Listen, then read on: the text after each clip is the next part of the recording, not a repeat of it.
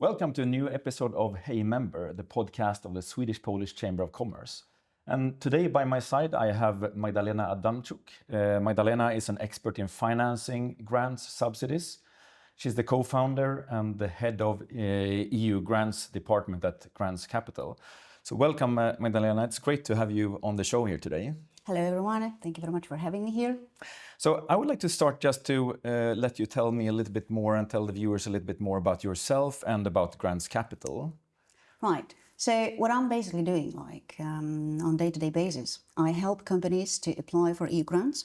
I'm head of EU grants department at Grants.Capital, and it is a pleasure and great responsibility for me to have the conversation with business opportunities as well.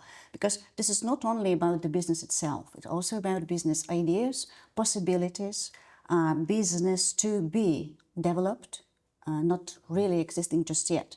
So what I'm doing is to help companies to shape up their business ideas and then to find a proper financing opportunity. So that means when companies are coming to you, what questions do they normally have to you then? Mm-hmm. Well, every company is different, every project is different, needless to say. But what is usually happening is that the companies are describing what they're doing, because they're obviously at some specific point. I can see their website, I can see there are previous projects, etc. But what is really important for me is something that I could not see doing some research about the companies. So what is happening during this conversation, we are having really open speech about who is doing what. For example, what the company think would be their future ideas, future projects. It is really important to have the idea for about 6 months from now, because EU grant, like the process of acquiring the grants, etc., it really takes some time. For example, 6 months, 7 months time. So we need to really have this conversation about where we would like to see each other, let's say in 6 months time. Now, what I am also checking is that we can be a partner in such a journey, because it is certainly a journey, meaning we need to realize what are the resources of the company right now, what are the resources that they would like to acquire, what is the scope of activities that they feel really comfortable in securing grants for that kind of activities, what is something that we just need to add because we have some criteria to meet, right? So this is really specific point when we need to get to know each other a bit, but also really think about the future. So a company that's coming to you and asking about the potential for grants or subsidies, do they need to do some homework before they come to you, or what do they need to prepare something, or when is a good time for them to come to you? This is a really important question, because one of the myths is that the company needs to be really prepared for this first conversation. However, this first conversation really defines what will be the second conversation, what would be even the direction we can follow. Because sometimes the companies see themselves a little bit different than EU grants can possibly work. Meaning, we have, for example, research and development activities where we can finance remuneration, salaries, and different cooperations, right?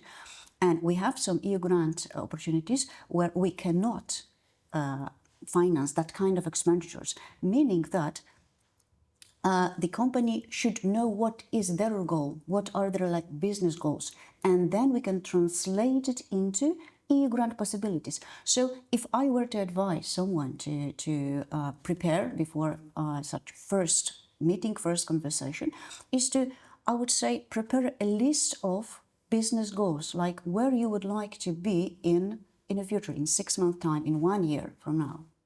Okay, that's interesting.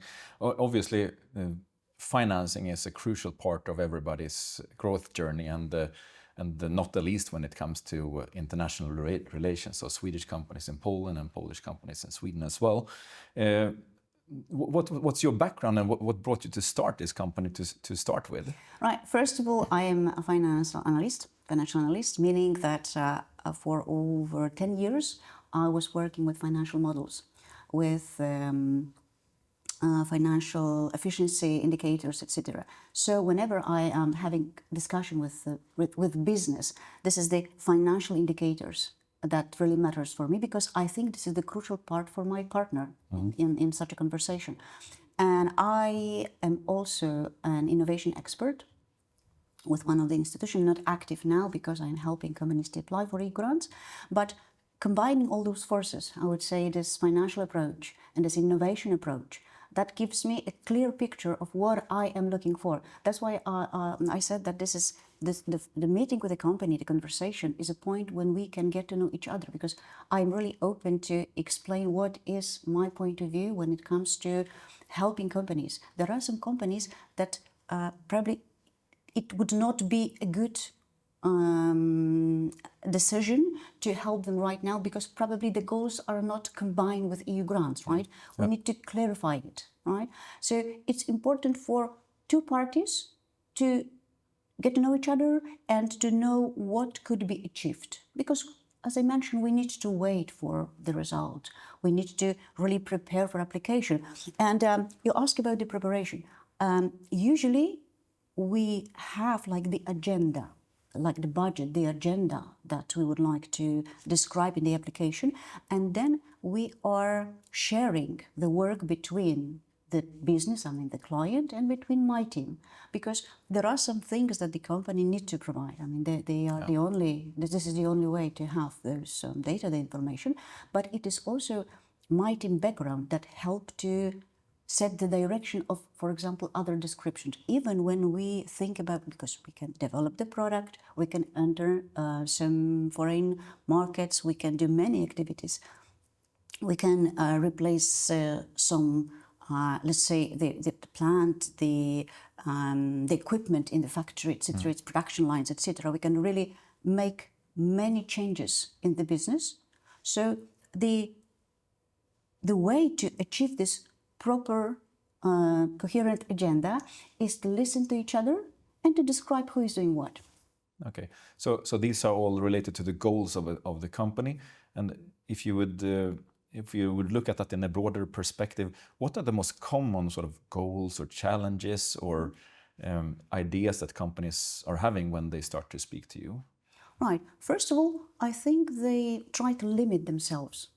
For example, well, we might reach higher, but for the sake of this conversation, let's say we are limiting to this and that. And I would want my clients to really think big, because we can finance really big thing. When it comes to the budget of a specific application, like a single application, it's even 50 million zlotys per project. Okay. Meaning we can really go big. But on the other hand, there is own contribution.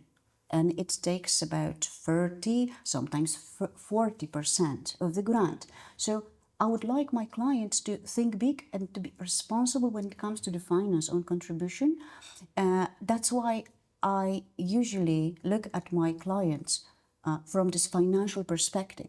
I mean, financial model is one of the attachment, and I really need to have those assumptions, financial assumptions for their business.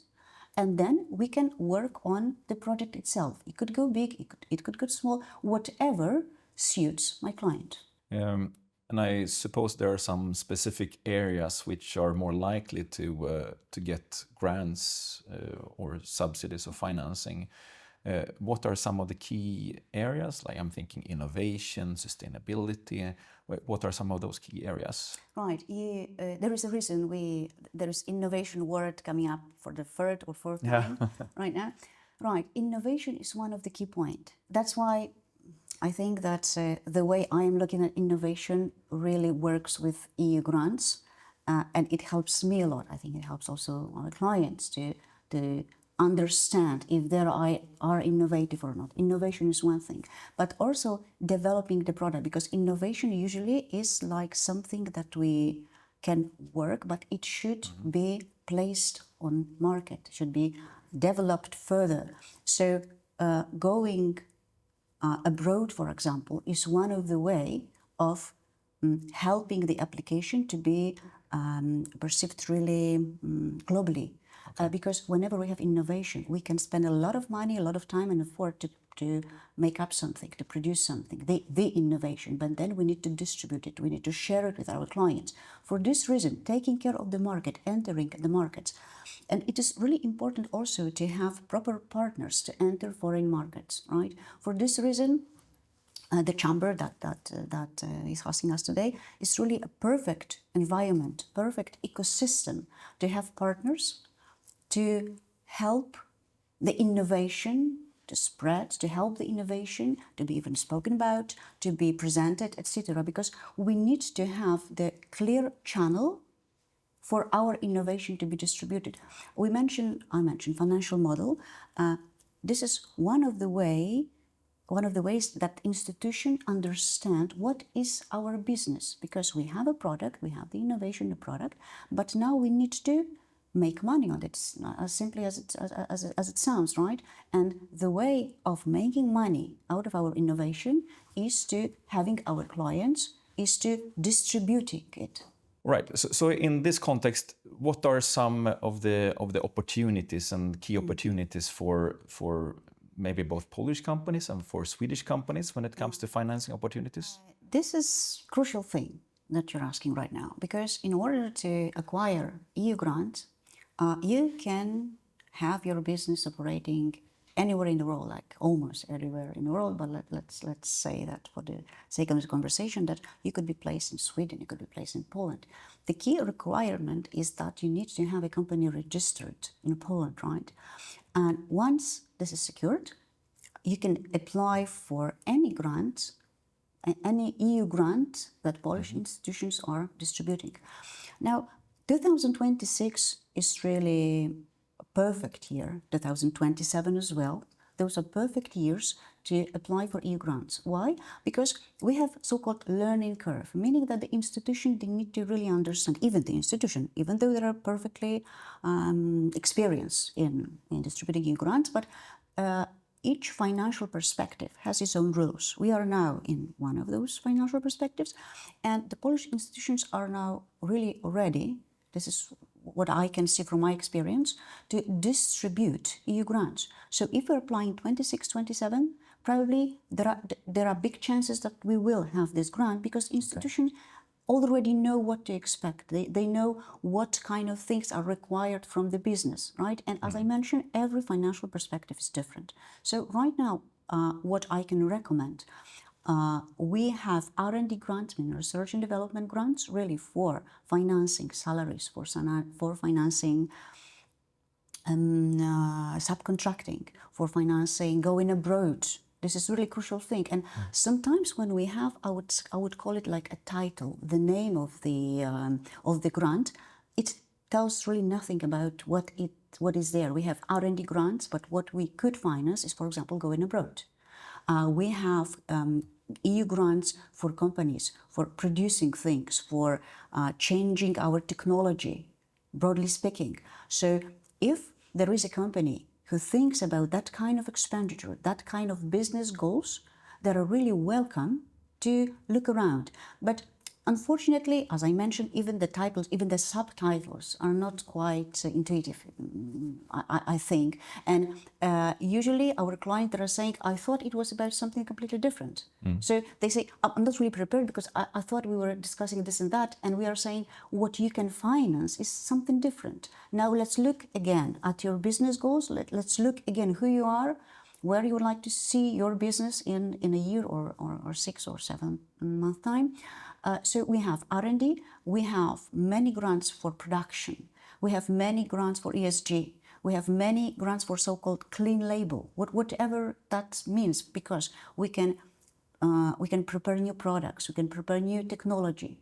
And we have also many EU grants for startups. We call startup, just for the lack of better names, but this is again the title that there is, like for startups. But startup is a company that has the idea of changing something, like creating a new product, changing the way something was produced, was applied, etc. So this is like a really broad definition of what could be financed, but 2026 and 27 those are great opportunities for companies just to look around. And if I were to advise someone how to look around, I think that contacting a company who works with business, works with EU grant, is the best way, because that saves time, really, for both parties, I do believe. Because if we have this first conversation, we are meeting and we are discussing about, we have R&D grant, but in reality this is this and that, then the company can, let's say, regroup, can prepare a different set of expenditure, can even invite somebody else from their company, because this is somebody else's role and somebody else's responsibility to take care of that kind of part of the business. Yeah, okay. You mentioned earlier that the budgets for grants can be very, very high, up to 50 million zloty, something like this, which would be in Swedish crowns, 125 million Swedish crowns or more than that. Is there any lower limit as well to what you can apply for, and also maybe when it makes sense? Is it because there is some work required with applying? Yeah, so I think this is the time for the numbers. Yeah. It's quite challenging. I like numbers. So. Yeah, I work with numbers, but I know it's quite difficult for our clients to remember all the numbers. But the basic information is that we have a limit, for example, when it comes to the most common R&D grant opportunity, the project should start with 3 million Polish zlotys. Sorry, okay. I will operate with zlotys, yeah. but this is the currency that the companies would see on the official sites. So 3 million Polish zlotys, we need to go above that limit. But we have also so-called regional R&D grants, and we can apply for less than that. So again, if there is a company thinking about their project, I think that an experienced advisor could prepare a plan, like a roadmap of, if the project is this and that, I mean the value of the project is this and that, we can do this. If the budget goes higher, then we have new opportunity. But if it drops, this EU grant no longer applies, right? We need to take care of that. Okay. So that's why I mentioned that this first meeting is important, because usually what we're doing is like a roadmap. We are discussing about business, about the client, and in the meantime, we are trying to catch up like all those important dates. The thing that should also come up here is that we have deadlines, like really strict deadlines. Mm-hmm. Okay. So whenever we're having conversation, we are looking at the calendar and saying, this is perfect, March is a perfect month, but in few weeks' time, we need to be ready either for applying or for choosing different grant opportunity, right? Because this is, the deadlines are really important, because it's not about filling in the form. The process of applying for EU grants is acquiring sometimes knowledge, like new knowledge, because we have a form, and the form informs us that we need to prepare something really specific, and the company might not have that. For example, state-of-the-art testing or freedom to operate, right, analysis. It's not only financial model things, but also something that really goes beyond that. So usually we need about 1 month and a half to prepare that kind of application. But if we have a roadmap, it means that the time and effort on the work on this, for example, 1 month and a half work, could be reused for another grant opportunity. And this is something that is really worth mentioning. If you have your business plan, if you have the budget, like your perfect budget, then we can choose the expenditures that we can finance from one grant opportunity and then leave the rest for other grant opportunities, right? And still the business would be fine, right? Even though we'd like chopped it a bit and rearranged it. Sometimes, as I mentioned, we need to add some of the expenditures because those are selection criteria, we need to meet them, but we could still control it, right? That we have some basic budget, still we can add something. It's not a stupid thing to do that, right? Yeah. And the business would be okay with some extra expenditure. They might even really benefit from this one, right? Because this is something, now the co-financing rate, I would like to mention this one, is up to 80%. So when it comes to those extra items in the budget, sometimes it really makes sense because it not only helps to acquire the grant, but usually it also helps to, let's say, rearrange some policies like green policies. Yeah. So that means that the own contributions can be as low as 20% in those cases. Okay. That's why the numbers really matter here. So the numbers I would like to stay with us is that, yeah, the co-financing rate is up to 80%. Yeah. And we have like really massive budgets per project. It could be 50 million zlotys. This is something I mentioned, but it could be even 150 million if we are discussing about smart consortium. Okay. But I wouldn't go higher than really needed, right? If company says that they really need that budget, first of all, we need to secure our own contribution. Like, we're pretty sure that that works from the financial point of view, and then we can really let's say, use our imagination. And for smaller companies, can they also apply for rather small amounts? Yeah, this is really, I would say that Polish grants are really democratic ones because whatever the budget, then usually you will have your grant opportunity, right? You can go really high, but we have also grant opportunities like 600,000 Polish zlotys for innovation, right? Yeah. And one more thing, because I mentioned that we can add some expenditures because it is needed, but there are also some expenditures that usually the companies are saving on them. Probably they leave it for the better time. But for example, going abroad. I will expand on this one because going abroad is one of the ways that the experts, the institution, knows that we are really see ourselves like globally. It's really important because and now when we have the digitalization, when we have AI on board, right, we can really hit the markets like using proper tools, using proper ecosystem. That's why having proper partners, and I think that this is a good moment to explain that the chamber that we having like and hosting today us, right?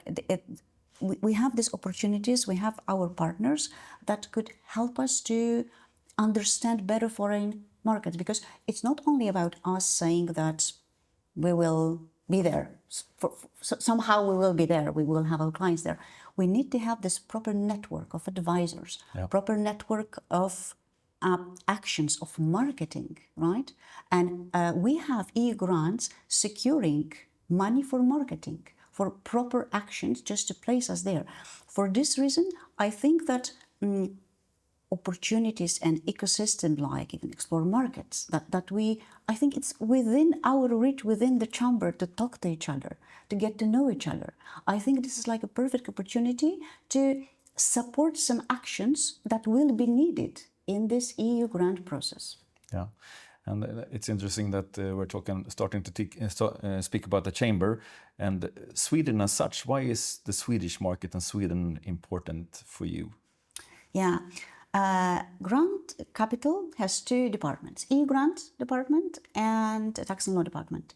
And when it comes to the history of supporting Swedish business, Swedish entrepreneurs, well, it's about 20-year history, almost 20-year history. Okay. So we are quite experienced when it comes to the market, the economy, and it works both ways because Polish market is quite attractive to technology from Sweden, from Scandinavia.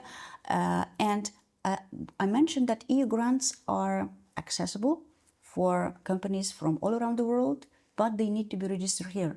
And that's why we have two departments, because I could help with shaping up the project to make it to meet the selection criteria. But we need the company to be registered here. We need all those legal and tax issues really taken care of. Yeah. So that really works for our client. They need to they need to feel that they well taken care of, right? They need to know what it takes to operate here in Poland. But it's not only even about EU grant, it's not only about legal and tax issues, it's also about partners, ecosystem, and it's really important that we're describing our market, we're describing the numbers like sales, etc., because we need to do it. If we have EU grant and we have the project for about 50 million zlotys, we need to inform the institution that we will sell it to someone. There are people interested. We need to have this really like deep recognition, deep analysis of our market. For this reason, whenever we have companies from Sweden, from other countries, we are preparing them also, like introducing them to our partners, introducing them to the knowledge about what is really happening here in Poland. Because even though our product will be sold abroad, obviously it will happen. We have our Polish market because this is grant and we are applying in Poland. We need to be super sure about what is happening here in Poland. Probably it will be our first market, right? Like one of many markets, but they also need to understand it. So when I'm saying it's like going abroad, it is also about placing, like seriously placing the business from Sweden in Poland for this part of the business that is related to the EU grant, this innovative product. Okay, so there are so many opportunities as I hear from you, and if the viewers of this episode should take something with them and something that they can do right after this episode, take out their notebooks and write down something that they can actually do, what would you advise them to do today or tomorrow or soon? First of all, I think they should write down a few business goals that they would like to share with, let's say, the institution while applying, right? And they don't have to reveal everything, but just something that they could share with. There are business goals, there are plans for future. And then they should discuss it with someone who knows what are these grant opportunities. And actually, this is what we are doing with our clients. Like, we are having a discussion about the business, and then we are looking at a calendar, as I mentioned, right? Because we need to understand even what to ask, what would be the question, right? Yeah. Like for the business. And then if it matches, for example, if we have a grant opportunity and it matches this business goal, I think they should just simply check if the numbers, right, those financial criteria works for them, because this is the only way, right? And I would really advise companies to ask for grants, to ask the questions about the grants, right? What are the grants? What it takes to apply, what it takes to sign a grant contract. Because if we are discussing about the business, we need to make sure that we will win the grant and then we will probably settle the grant. There are a few aspects, right? And then the company will execute this project, they will incur some costs, etc. So like the whole process could be really like arranged and well taken care of. But the first step is to like initiate this discussion, like asking someone what are the nearest grant opportunities, what are the obstacles from having this grant. Like do's and don'ts are equally important, but I think that the first step is to go outside with your business plans and just ask someone if that really match like any grant opportunity. That sounds like a good takeaway from this episode.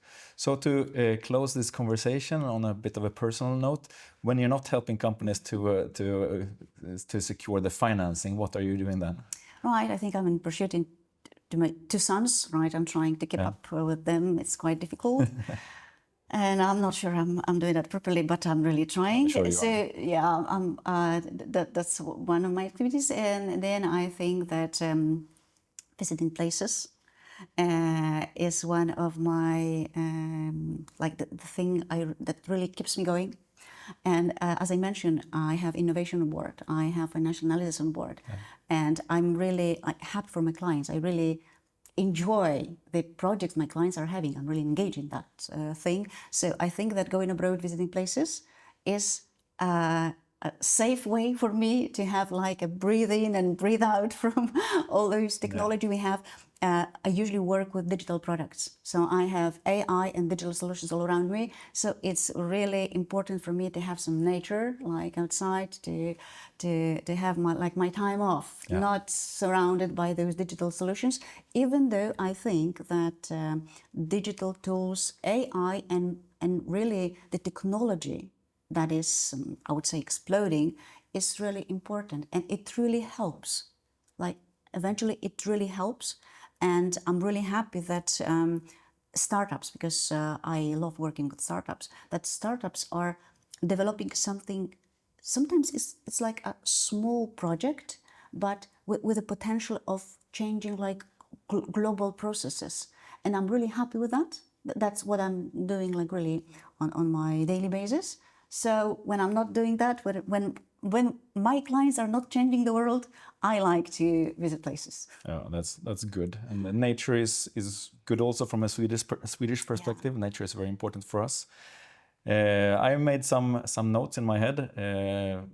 I think that we can all write down some of our business goals and contact you for an initial discussion. Please do, because it's really important for someone else's to look at the list. We can cross out some of the things, but we can even add on top of that list something that is quite, let's say, popular, that is really well noted, not because we're looking at the criteria, but because it could be finance.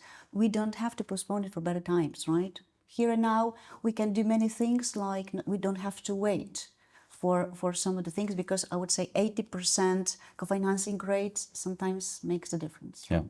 All right, sounds very good. And we are going to leave your contact details in the show notes, so everybody can get in contact with you to look and assess the opportunities for grants. Thank you very much. Please do. I'll be happy really to answer all the questions. I'll be really happy to explain what it takes to apply. And I had opportunity. It was a pleasure for me to visit Sweden, to meet people, not online. Even online meetings are perfectly fine, but it's good to meet people like personally, and to see all those emotions, see all those questions, and the energy that there is in founders and in